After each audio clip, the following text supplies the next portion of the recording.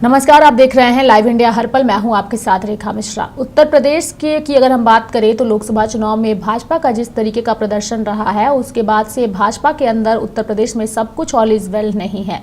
लगातार आरोप प्रत्यारोप का दौर जो है वो जारी है और ऐसे में लगातार एक दूसरे पर हमले भी बोले जा रहे हैं। इस बीच केशव प्रसाद मौर्य ने जिस तरीके से बयान दिया है कि सरकार संगठन से बड़ा नहीं है, जिसके बाद से कई तरह की चर्चा जो है वो होने लगी है। और चर्चा इस बात की है कि क्या केशव प्रसाद मौर्य और भाजपा के अन्य नेता इस पूरी हार का ठिकरा योगी आदित्यनाथ पर फोड़ना चाहते हैं। और केशव प्रसाद मौर्य ने कल दिल्ली में जो है वो जेपी नड्डा से मुलाकात भी की थी।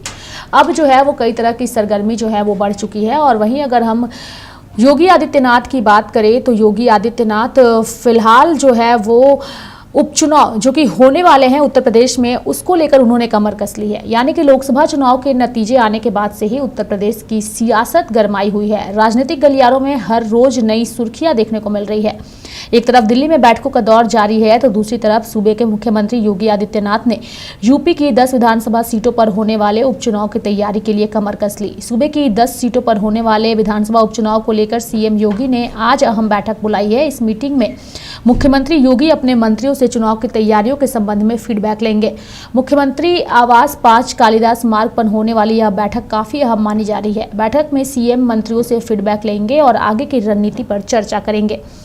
आपको बता दें कि इस मीटिंग में कटिहारी सीट के प्रभारी जल शक्ति मंत्री स्वतंत्र देव सिंह और प्राविधिक शिक्षा मंत्री आशीष पटेल, सिसमऊ सीट के प्रभारी वित्त मंत्री सुरेश खन्ना, मिल्कीपुर के प्रभारी कृषि मंत्री सूर्य प्रताप शाही और राज्य मंत्री मयंकेश्वर शरण सिंह, करहल सीट के प्रभारी पर्यटन मंत्री जयवीर सिंह, फूलपुर के प्रभारी MI मंत्री राकेश सचान और परिवहन मंत्री दयाशंकर सिंह, मझवा के प्रभारी श्रम मंत्री अनिल राजभर और संजय निषाद शामिल होंगे। वहीं गाजियाबाद के प्रभारी मंत्री सुनील शर्मा, मीरापुर के प्रभारी अनिल कुमार, राज्य मंत्री सोमेंद्र तोमर, कुंदरिकी के प्रभारी पशुधन मंत्री धर्मपाल सिंह, सहकारिता मंत्री JPS राठौर और खैर सीट के प्रभारी गन्ना विकास मंत्री चौधरी लक्ष्मी नारायण सहित अन्य प्रभारी मंत्रियों को भी मीटिंग में बुलाया गया है।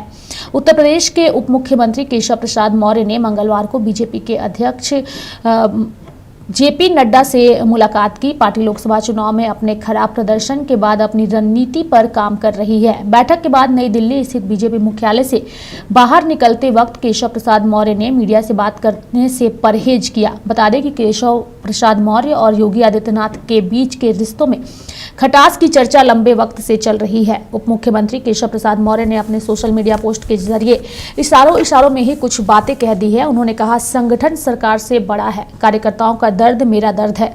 संगठन से बड़ा कोई नहीं, कार्यकर्ता ही गौरव है। संगठन सरकार से बड़ा है, कार्यकर्ताओं का दर्द मेरा दर्द है। संगठन में बड़ा कोई नहीं है और कार्यकर्ता ही गौरव है। ये बातें उन्होंने लिखी है। वहीं आपको बता दें कि समाजवादी पार्टी के चीफ अखिलेश यादव ने सोशल मीडिया पोस्ट के जरिए जो है वो अब चुटकी लेना स्टार्ट कर दिया है। यानी कि भाजपा में ऑल इज वेल की खबरें नहीं देखते हुए और सोशल मीडिया पर केशव प्रसाद मौर्य के इस टिप्पणी के बाद ऐसा लग रहा है कि उन्होंने सीधे तौर पर योगी आदित्यनाथ को इशारों में बता दिया है कि सरकार से बड़ा जो है वो संगठन है। जिसके बाद से अखिलेश यादव ने भी इस पर चुटकी ली है। उन्होंने भी ट्वीट करते हुए कहा है कि बीजेपी की कुर्सी की लड़ाई की गर्मी में उत्तर प्रदेश में शासन प्रशासन ठंडे बस्ते में चला गया है। तोड़फोड़ की राजनीति का जो काम बीजेपी दूसरे दलों में करती थी, अब वही काम वो अपने दल के अंदर कर रही है और इसलिए बीजेपी अंदरूनी झगड़ों के दलदल में धंसती जा रही है।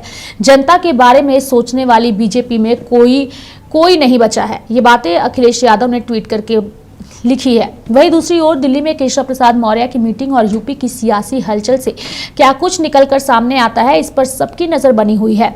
वहीं यूपी सरकार के मंत्री दयाशंकर सिंह ने अखिलेश यादव के ट्वीट पर पलटवार किया है। उन्होंने कहा कि बबूल के पास आम मिल गया है, आरक्षण का शगुफा काम कर गया, झूठ पर ज्यादा राजनीति नहीं हो सकती है। जो 2019 में भी एसपी बीएसपी का गठबंधन किसी काम का नहीं निकला, वो दोबारा नहीं चल पाएगा। हर चुनाव महत्वपूर्ण होता है। बीजेपी सभी चुनाव को गंभीरता से लेती है। उपचुनाव में हम पूरी गंभीरता से लड़ेंगे और इसे जीतेंगे भी।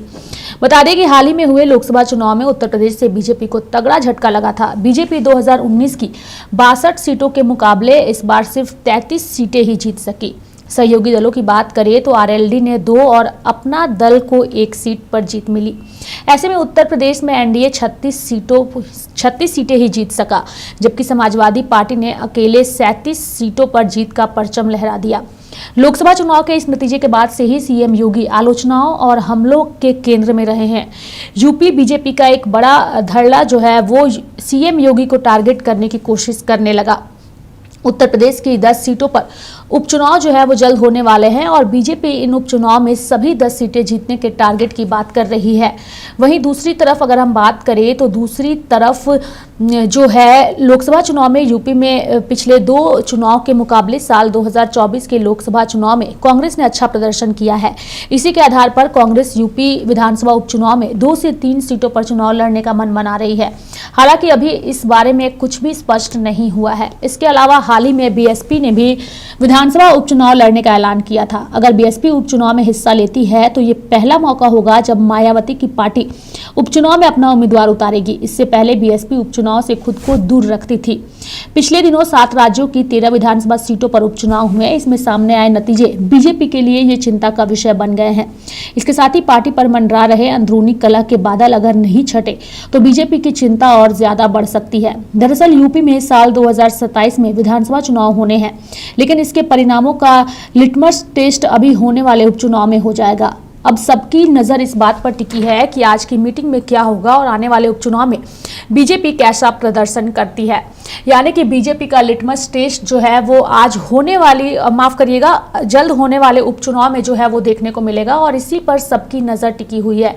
और सबसे बड़ा सवाल यही है कि क्या योगी आदित्यनाथ इस बार उपचुनाव पर जो मंथन कर रहे हैं उस मंथन में वो कामयाब हो पाएंगे या नहीं हो पाएंगे, इसी पर सभी की नज़र टिकी हुई है। और सबसे महत्वपूर्ण बात यह है कि भाजपा का अंदरूनी कलह अब खुल करके सामने आया है और अब भाजपा के अंदरूनी कलह पर विपक्ष के नेता, अगर हम बात करें उत्तर प्रदेश की विपक्षी पार्टी यानी कि अखिलेश यादव की पार्टी, अब वो भी चुटकी लेती हुई नजर आ रही है। तो देखने वाली बात होगी कि यह आरोप प्रत्यारोप का दौर और विपक्ष को हमला बोलने का मौका देने वाली भाजपा के लिए ये बैठक और आने वाला उपचुनाव कितना महत्वपूर्ण होता है। तो मेरे साथ फिलहाल इस खबर में इतना ही। तब तक के लिए आप देखते रहिए लाइव इंडिया हर पल। नमस्कार।